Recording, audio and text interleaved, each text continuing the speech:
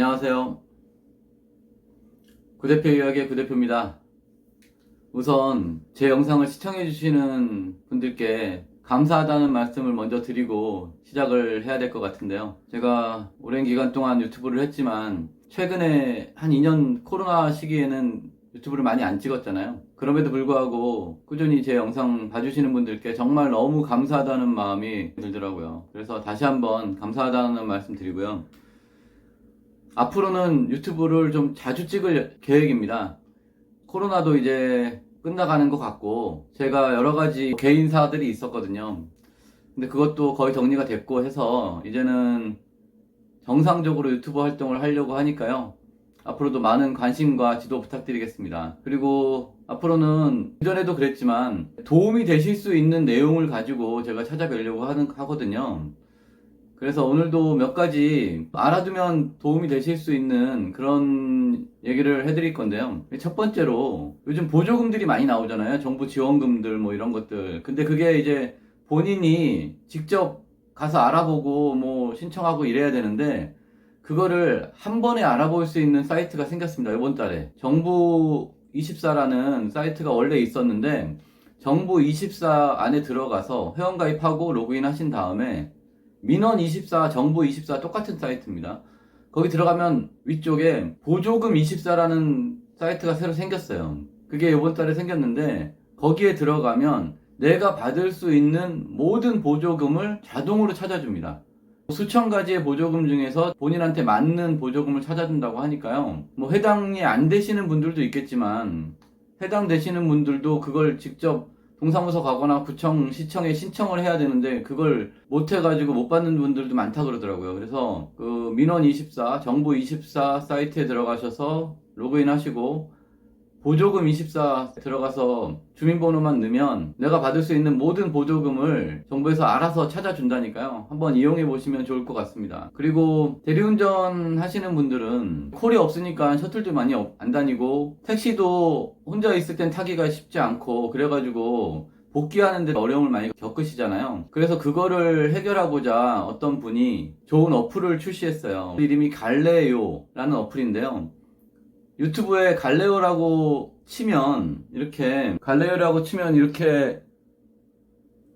이분이 설명을 해주십니다. 여기 대리기사님 간 소통, 빈택시, 셔틀 위치 확인 이런 식으로 갈레오라는 어플을 설치하는 방법부터 사용하는 방법까지 다 자세하게 나와 있으니까요. 유튜브에서 갈레요 검색하시면 자세하게 알아보실 수 있고요.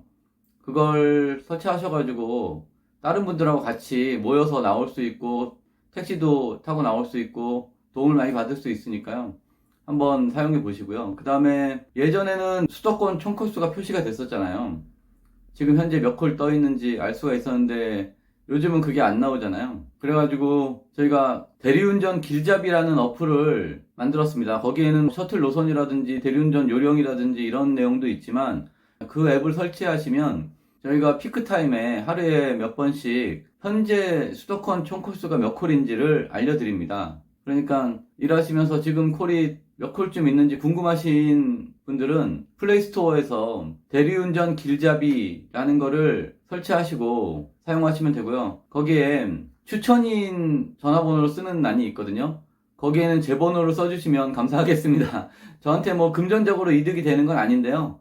그래도 누가 추천을 했는지는 알아야 되니까 어쨌든 그런 시스템으로 가입하게 돼 있습니다. 그 대리운전 길잡이도 설치하셔가지고 일하시는데 도움을 받으시면 좋겠고요. 그 다음에 제가 최근에 신용회복위원회에서 신용회복 결정이 났거든요. 작년에 제가 신용회복을 할까 아니면은 개인회생 파산을 할까 이 두 가지를 놓고 고민을 하다가 신용회복으로 결정을 해가지고 신용회복위원회에 가서 신청을 하고 한 3개월 만에 결정이 났어요. 근데 굉장히 좋은 결정이 났거든요. 그러니까 제가 예상했던 것보다는 굉장히 좋은 결정이 나서 그거에 대해서도 따로 영상을 하나 찍어서 알려드리려고 하는데 어쨌든 궁금하신 분들 있으면 저한테 전화 주시면 제가 알려드릴 거고요.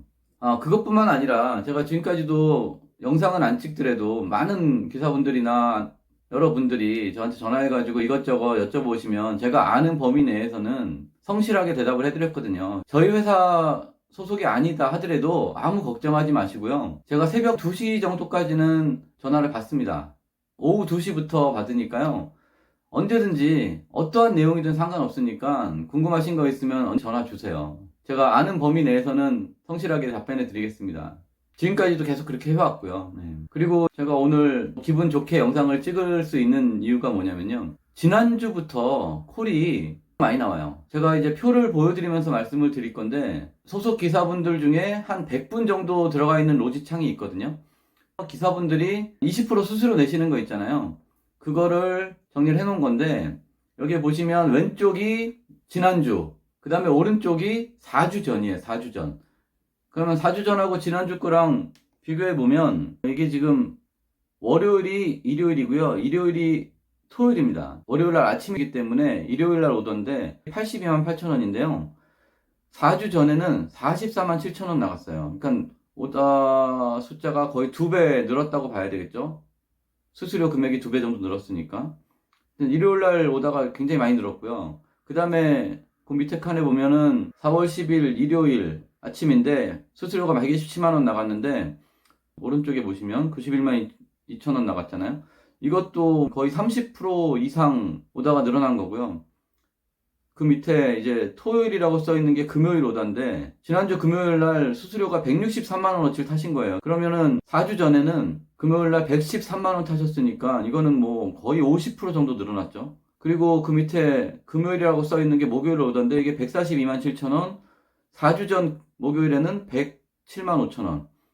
그 밑에 이제 월화수는 뭐 비슷비슷 해가지고 수요일 날도 한 20% 정도 올라가긴 했네요. 그러니까 4주 전에 비해서는 지금 한 20, 30% 이상 오다들이 많이 올라왔다. 이렇게 이해하시면 될 것 같습니다. 그리고 지지난주하고 지지지난주도 조금씩 올라왔어요.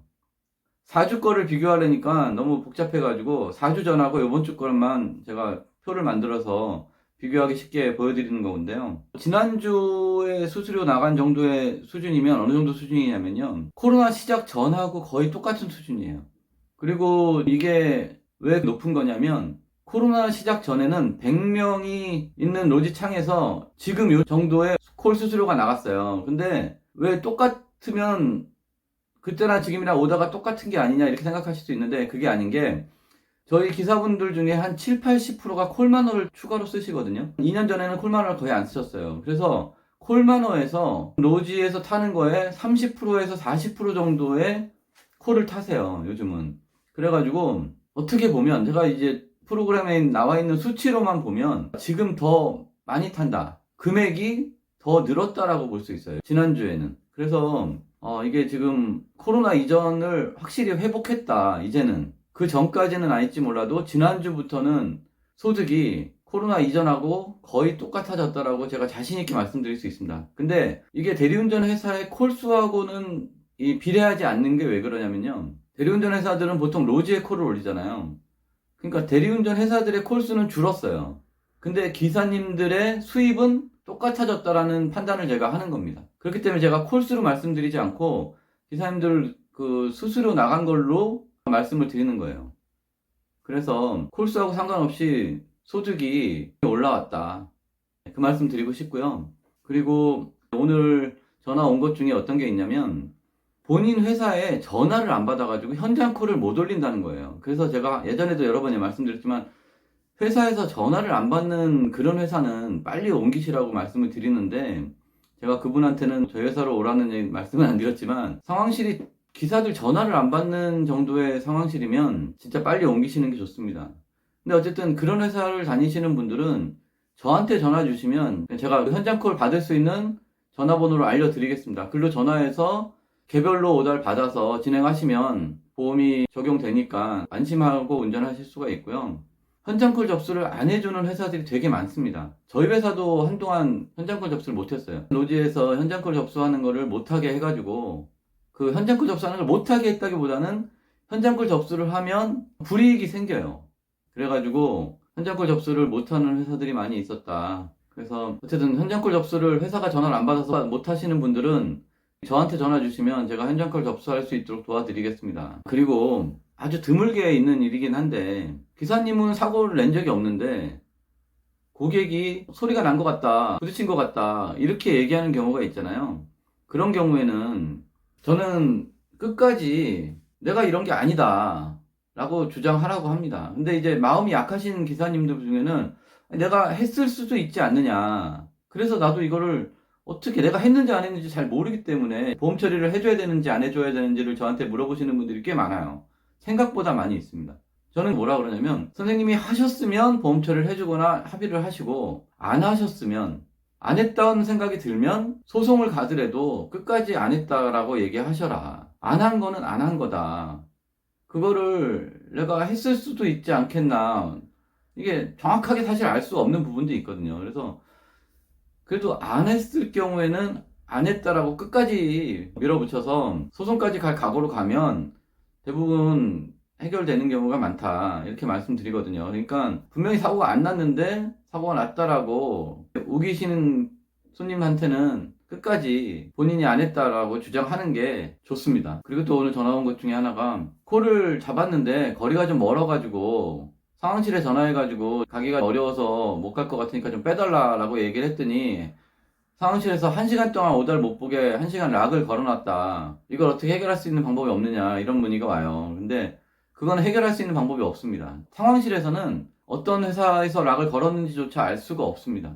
그리고 그게 너무한 거 아니냐, 이렇게 말씀하시는 분들도 많습니다. 뭐 1시간 동안 일을 못하게 막아놓으면 정말 너무한 부분이 맞는데, 지금 어쩔 수 없다라는 말씀을 드리고 싶은 거예요, 저는. 왜냐면 대부분의 상황실들은 그렇게 안 하거든요.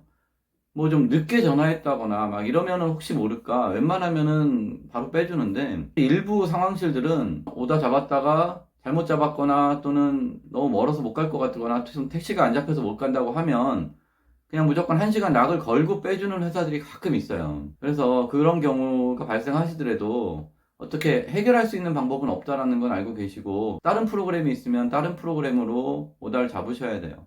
그거는 안타깝지만 노지에서 그렇게 만들어 놨기 때문에 지금으로서는 해결할 방법이 없습니다. 오늘은 영상이 길어졌는데요. 앞으로는 좀 더 열심히 이것저것 영상을 올릴 거니까 많은 관심 부탁드리겠습니다. 그리고 구독과 좋아요 부탁드리겠습니다. 감사합니다.